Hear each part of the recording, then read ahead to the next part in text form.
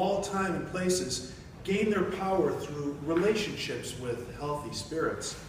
I've never been a writer. I am a profoundly autistic boy, unable to speak or even make an expression with my face. I am comfortable, warm under the covers in my bed in this private room in a caring, upscale facility. I make this stuff up to pass the time, and I send it out into the void to keep me company, whether you're here with me or not on the always falling wall of the black hole. After the taxi ride, the three friends enthusiastically agreed they'd been given a gift through the gab of the cab driver. Charmed by his words and persona and the ethos of the happening, all of it surely material for one short story or vignette or another. Waiting for their ride, B and C were both sure they had locked on and were tracking the same taxi approaching from a few blocks down the narrow, congested main street in a busy night spot area in the big city on the first warm Friday of the year. "Oh no," one of them said as it came close enough that C was about to hail it. "That's not a cab." C had thought it was a pale yellow standard sedan, an easy mistake. "Oh, it's not even close," B said, the both of them noting it was indeed a slick maroon low-body sedan that looked nothing like a taxicab. C knew the way to go. That it was the fastest route in real time was secondary and immaterial. The primary objective had issued itself more than an hour, as well as 11 years, before the vehicle paused to pick the three of them up. That was to be the route, and that was that, the infinite mystery said. Plus the traffic app, or was it the other thing, C had consulted only minutes before had shown the route as the least congested, a nice bonus. The passenger window was down, and even before C opened the door, his sense of smell was smitten with what it reckoned to be a spicy jerk chicken. In fact, it was a greasy pork sausage. I'm not a writer. Math is my thing, and, well, it takes me close to a minute to figure out gratuity for commercial personal service. Playing with the complex numbers is for real, by which I mean pretend, a breeze. D, the driver, was a wry, sly, charming Nigerian guy who could have been as young as 25, perhaps as old as 40.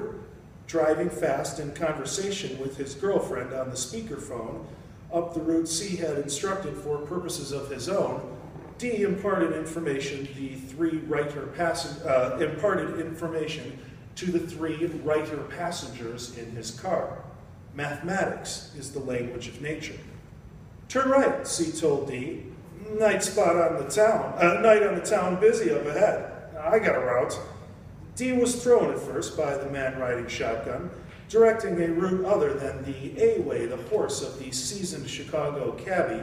D's chauffeur's license was issued in 2006, knew by hard-earned competent reflex to carry the sleigh. A fare assuming command of navigation is commonplace, and D was surprised by his uncharacteristic annoyance and mellow, harsh by someone who didn't matter to him. D followed, but said he would use his B route, turn early and take the expressway. The expressway entrance was clearly open when D announced his intention, but the red light caught the car and, oddly, before the left turn arrow came, the orange and white barricade and do not enter sign that blocked the way were unmistakably there. Now nothing made sense but to go the way C had seen was supposed to be theirs. All of them settling into the rhythm of the well-timed green lights on the wide open street, D phoned his girlfriend. Her voice was beautiful, that unmistakable quality of youth, in the breath of her calm voice and metered cadence, the soft lilt in her speaking that all those colonial English brogues from all over the world got in common, that the USA just ain't got. All of this projecting the gentleness of her heart, giving away that earnestness shared by so many people of other lands that no one raised in the USA is able to have. Two people in love having caring conversation at a distance unknown to the other three, perhaps across town, perhaps across the Atlantic. The oldest thing in the world and something so new it hadn't even been seriously imagined, excluding by the IT folks at point of origin, as foreseeable reality earlier in C's own adulthood. And well, he ain't no chicken of the spring, he ain't that old neither. We really do live in amazing times. It would have been 4 a.m. in Abuja, so C's RV aimed at the 6900 North Block on or near Sheridan Road, Chicago. He wanted to see her face, and indeed she looked as beautiful as she sounded. At first, Dee spoke with her in a patois the others could not decipher, but soon, in fine African Her Majesty's English, he spoke with his girl about a visit he'd made to England in 1941. He told her of the time he met Mandela in Nigeria in '79. He told her his fantasies and hers.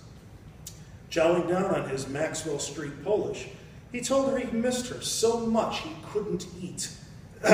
He gave C a wink, acknowledged the men's mutual appreciation of the strange and fascinating ways Earth girls and boys express their love for each other.